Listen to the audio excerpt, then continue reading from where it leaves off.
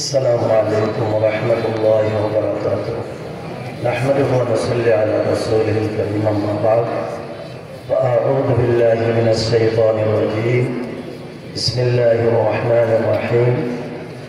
ألف لام را كتاب أنزلناه إليك لتخرج الناس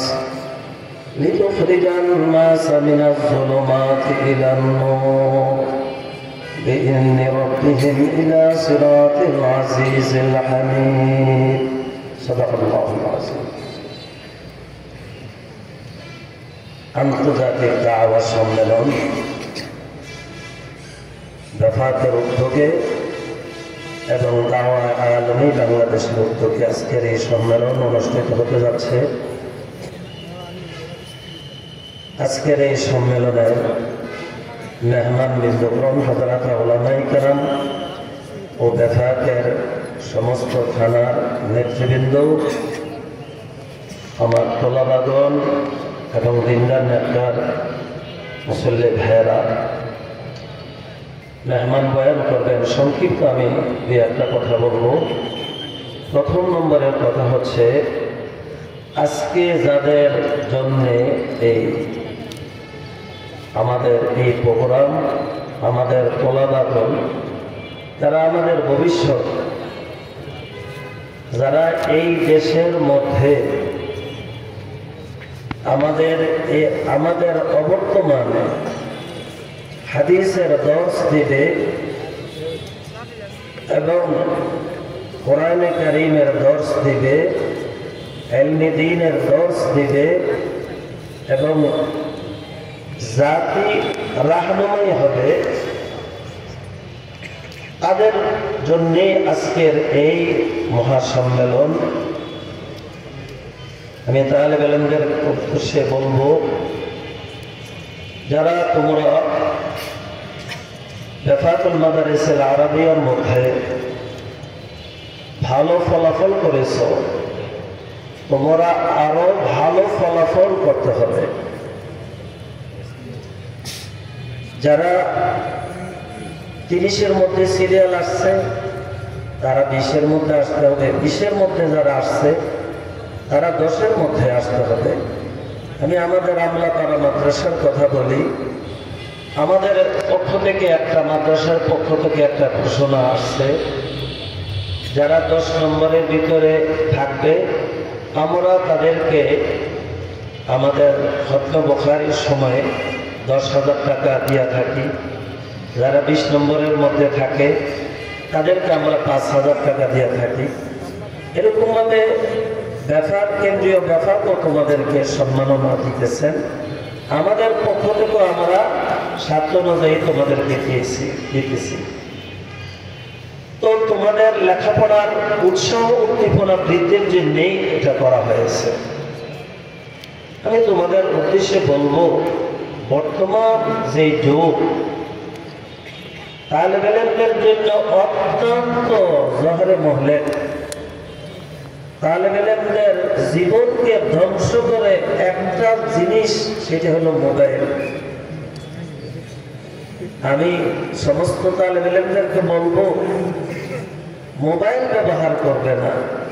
এতে করে তোমার লেখাপড়ার প্রতিবন্ধকতা সৃষ্টি হবে। দেখো, কার এদিকে বলছি না, তোমরা যারা আসছো তোমাদেরকে আমাদের ব্যাপারের পক্ষ থেকে আন্তরিক প্রাণ ঢালা অভিনন্দন আমরা জানাই, মোবারকবাদ জানাই। এবং তোমরা যাতে তোমাদের ভবিষ্যৎ আরো যাতে ভালো হয় আমরা দোয়া করি। এই যে কওমি মাদ্রাসা, আমাদের দেশের মধ্যে 3 ধরনের প্রতিষ্ঠান। একটা জেনারেল লেভেল শিক্ষা, সরকারি মাদ্রাসা, কওমি মাদ্রাসা।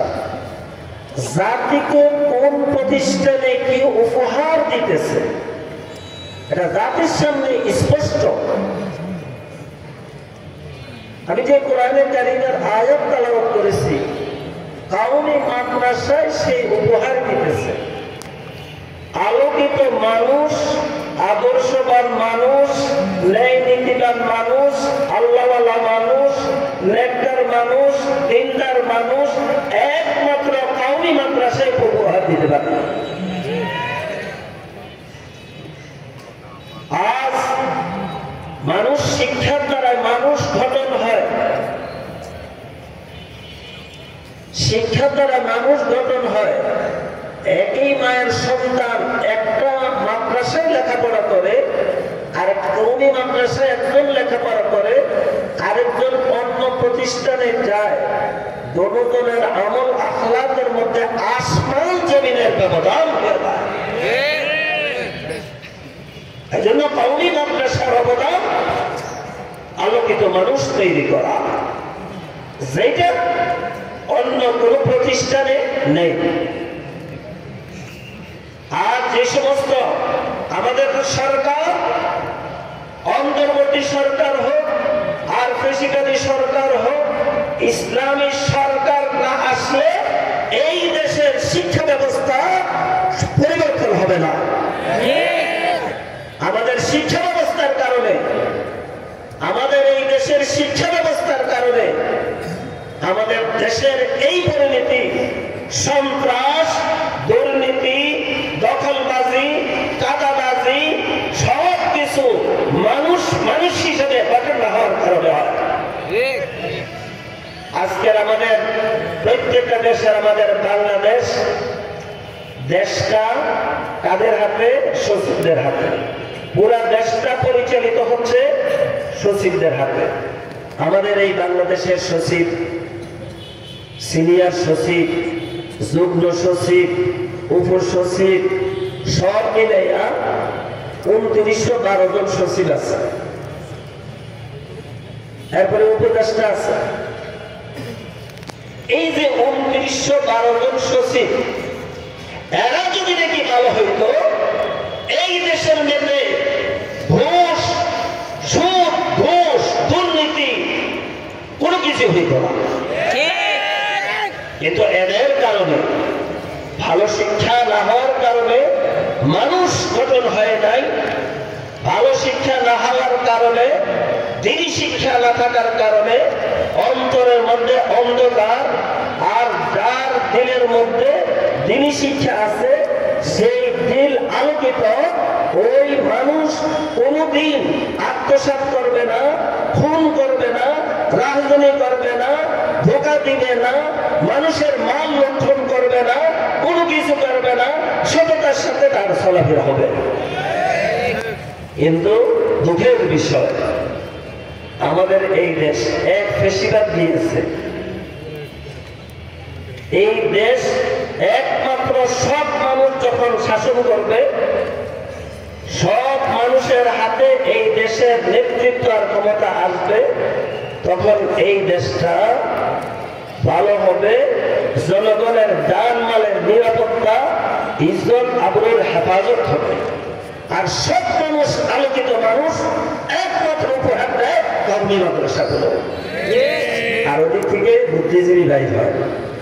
বুদ্ধিজীবীরা, বুদ্ধিজীবী আহমদ শরীফের মতো বুদ্ধিজীবী, তসলিমা নাসরিনের মতো বুদ্ধিজীবী, হুমায়ুন আজাদের মতো বুদ্ধিজীবী, যারা বুদ্ধিজীবী হইয়া নাস্তিক আর মুরতাদ হয়ে গিয়েছে।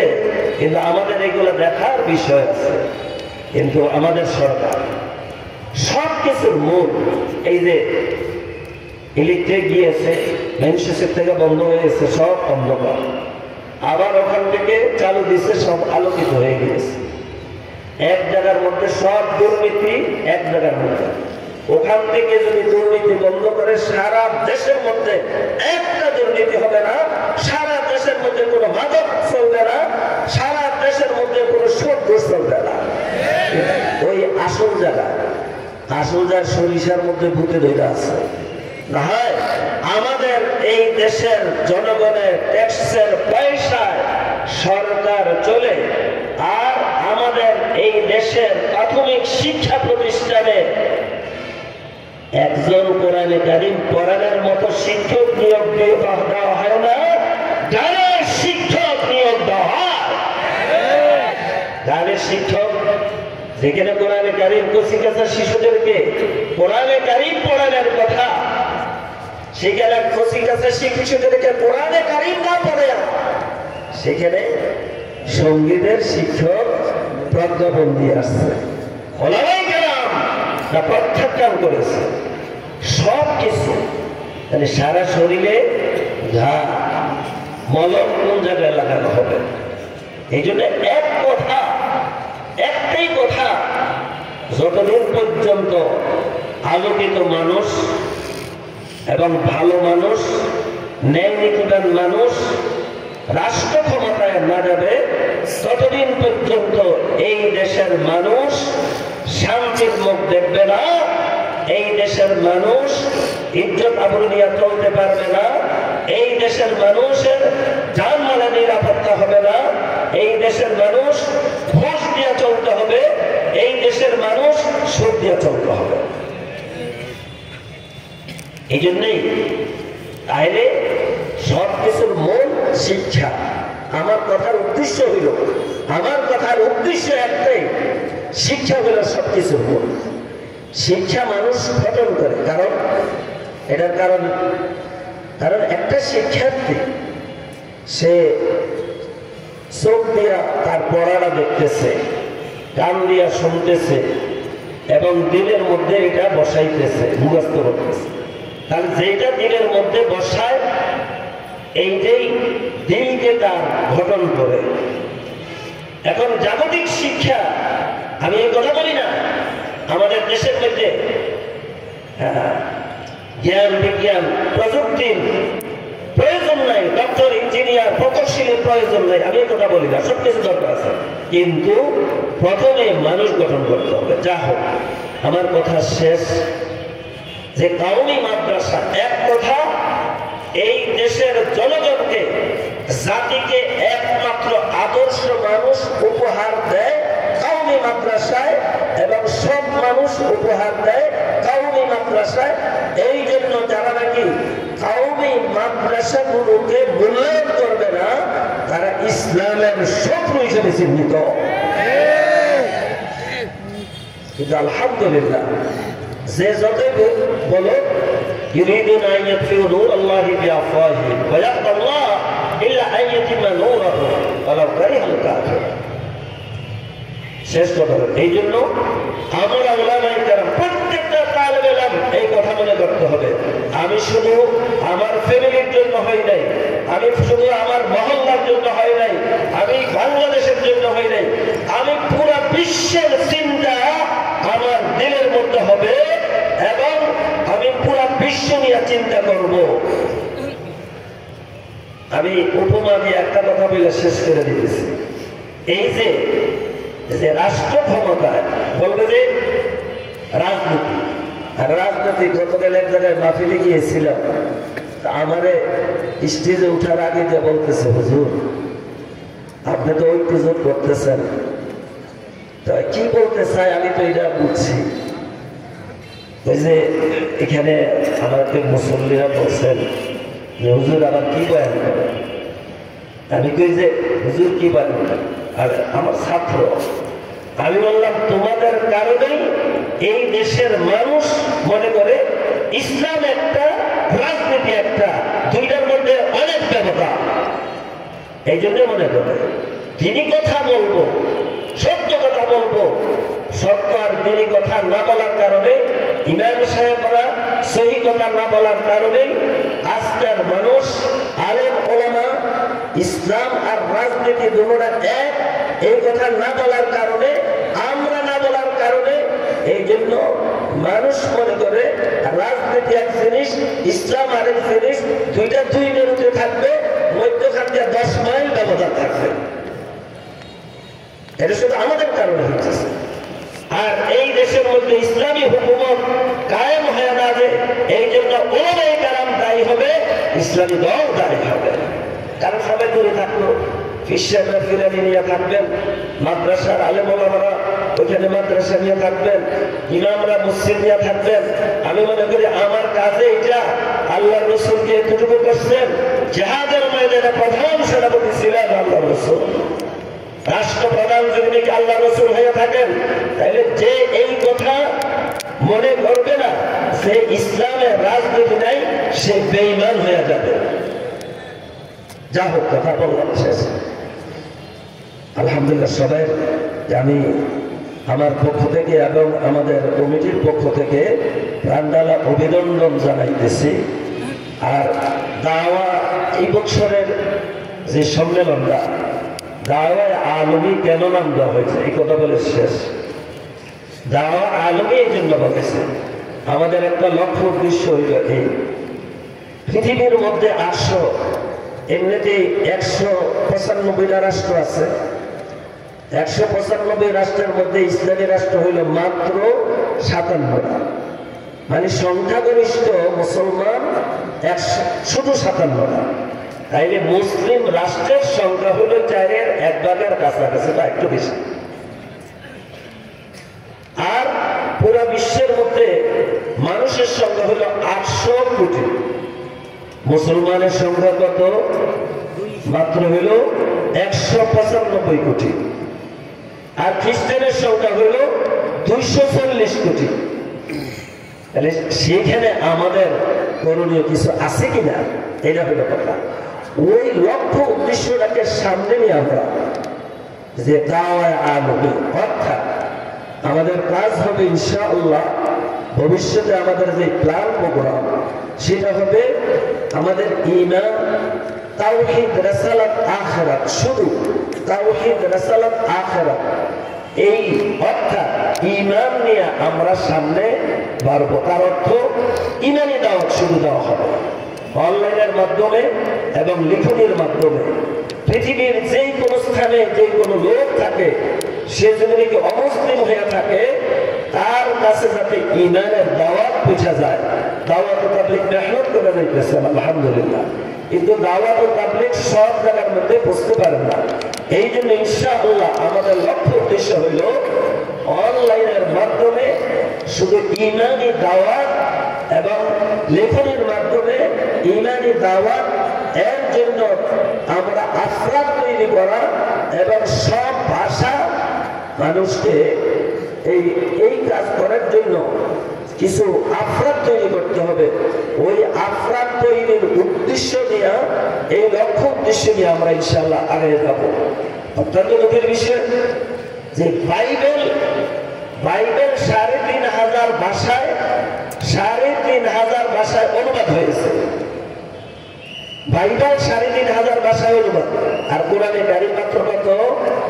120 ভাষায় অনুবাদ। এই জন্য কোরআনে কারীমের অনুবাদ আল্লাহ পাক রব্বুল আলামিন আমাদেরকে তৌফিক দান করুন। আমাদের